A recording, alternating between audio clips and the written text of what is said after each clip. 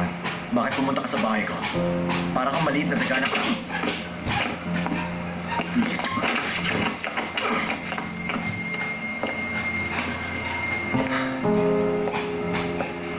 Bakit, Andre? Bakit ka pumunta sa bahay ko? Gusto mong makita ang papa ko? Andre, sinabi niya sa akin na hindi na niya gusto makita ang con artist niyang anak. At sinabi niya rin na sapat na ako na maging anak niya. Tumahimik ka. Bakit? Mali ba sinabi ko? Con artist ka naman talaga, di ba? Alam mo bang nakakahiya ka? Bakit hindi mo sinabi sa akin na gano'n na palang paningin niya? Sinabi ko sa'yo yun. Binaliwala mo lang. Ang mama mo ang dahilan ng kondisyon niya. Wala ka ba talagang alam sa ginagawa ng mama mo? Hinahayaan mo siyang gawin yun? Bakit? Bakit mo hinayaan? Hayop ka! Sabi mo siya ang una mo naging ama. Bakit hinayaan mo? Bitiwan mo ako. Bitiwan mo ako! Ngayon pa lang, Ira. Pigilan mo ng mama mo. Pigilan mo siya kung ano man ang ginagawa niya sa papa ko. Dahil alam ko kung anong ginagawa niya. At hindi lang ako manunod sa nangyayari. Tandaan mo, kapag hindi tumigil ang mama mo, kayong mag-ina, tatapusin ko ang buhay niyo. Sisiguruhin ko yan.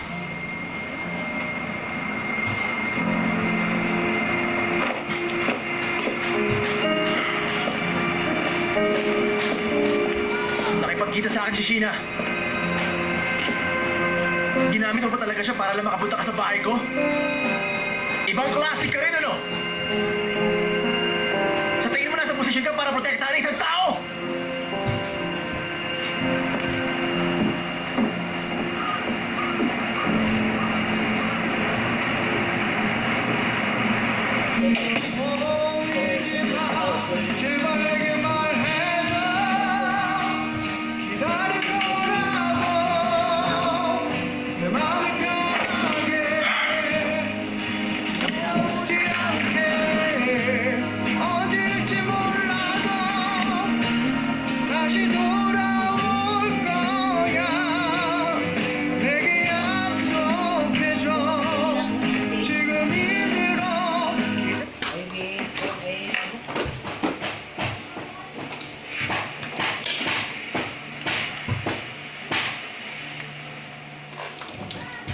Bakit?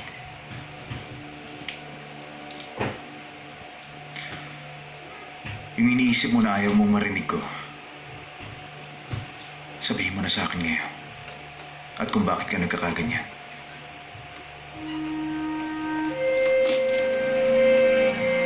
Yung bracelet na ibinigay ko sa'yo. Nung makita ko yun sa malalim na bahagi ng dagat. Ang akala ko, nagkataon lang yon.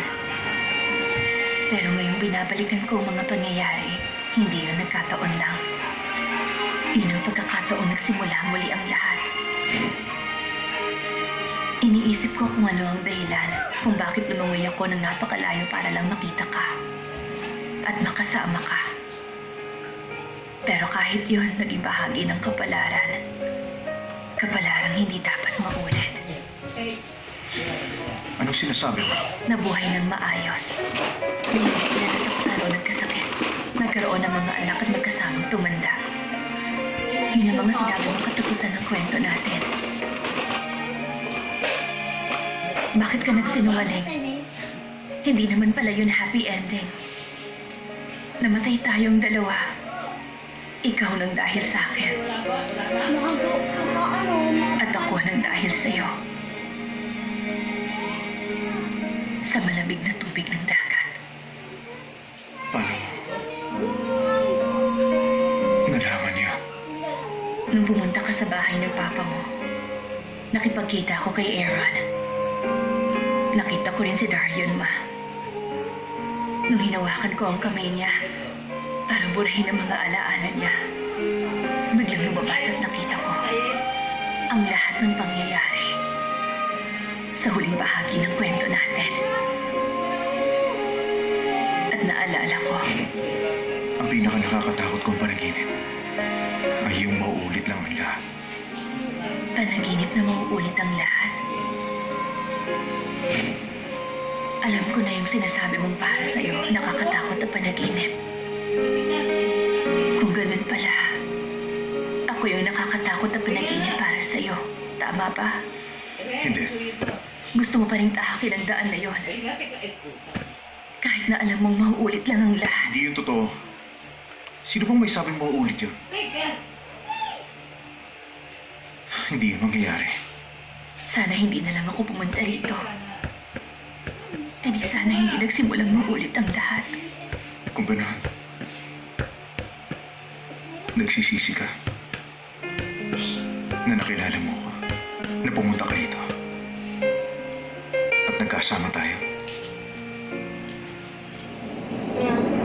긴 꿈을 꾸다 깨어난 걸까 내가 널 알아본 순간 이름도 없던 내 사랑은 시작된 건지도 몰라 널 알기 전부터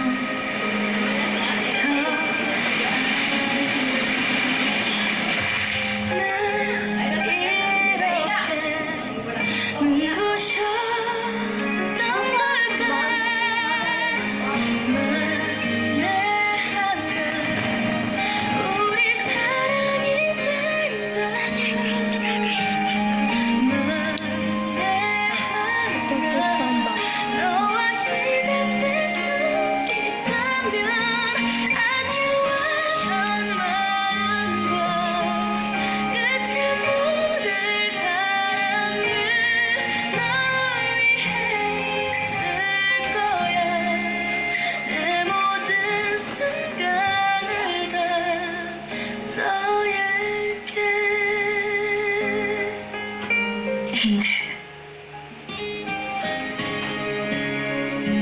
Hindi ako nagsisisi. Wala akong pinagsisisihan.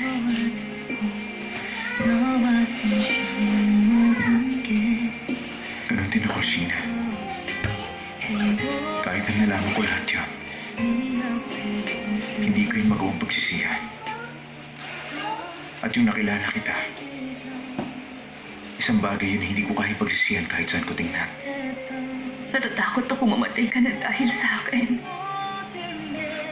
Kung sakali man, kung sakaling mangyari yung kinatatakutan mo, kailangan patuloy na tumibok ang puso mo.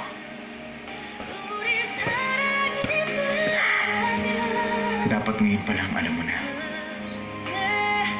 kahit wala ako sa tabi mo,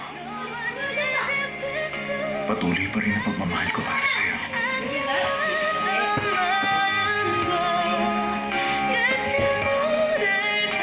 Ano ba ending niyan? Ba?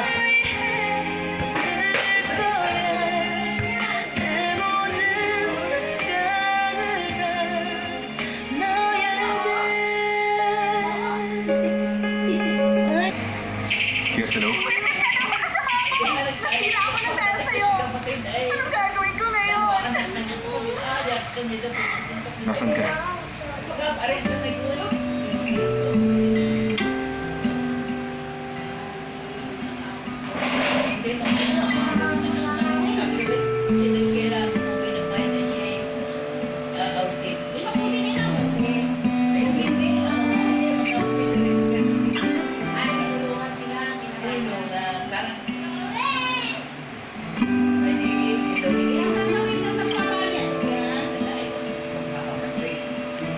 Ako.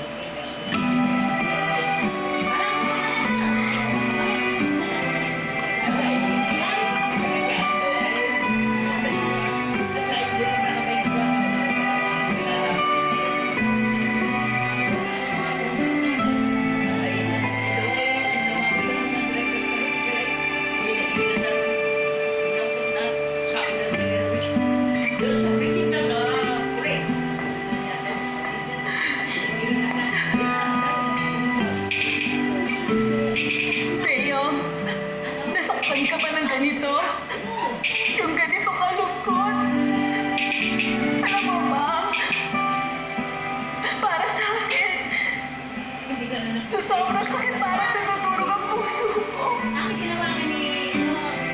Kasi naman sobra-sobra din ang pagkagusto ko sa kanya for 7 years.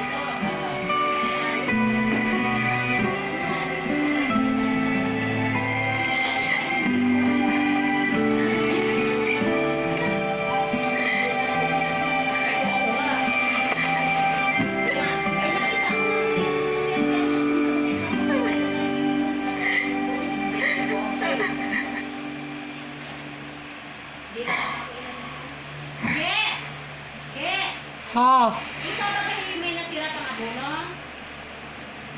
meron.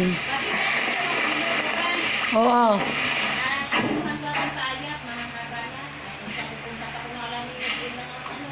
Sabi pa. Hindi ka na. Dito ka lang muna pansamantala.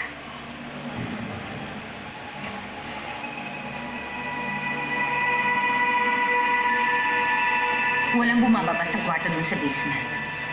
So dun ka magstay during the day. Yung housekeeper namin, umuwi siya ng 5 p.m. Hoy, Paggabi Bakit? na, pwede ka na umakyat. meron siya sinasabi.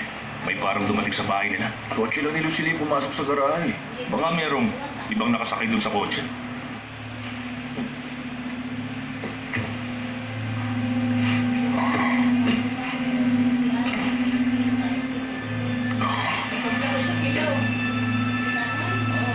Si Edison. Kilala niya ang boses mo. Iniisip niya kasi na ikaw na ang bagong secretary niya ngayon. Kaya ang gawin mo, mag-pretend ka na ina-assist mo siya, okay? Siguruhin mong wala siyang ibang pupuntahan. Huwag mo siyang ipapakausap kahit na kanino. Kahit na sa cellphone. Hindi ka na ganong mahihirapan kasi wala na siyang nakikita. Wala ka pa rin bang naaalarang kahit na ano? Ayusin mo naman yung sarili mo! Kung kailan naman malapit na tayo sa huli!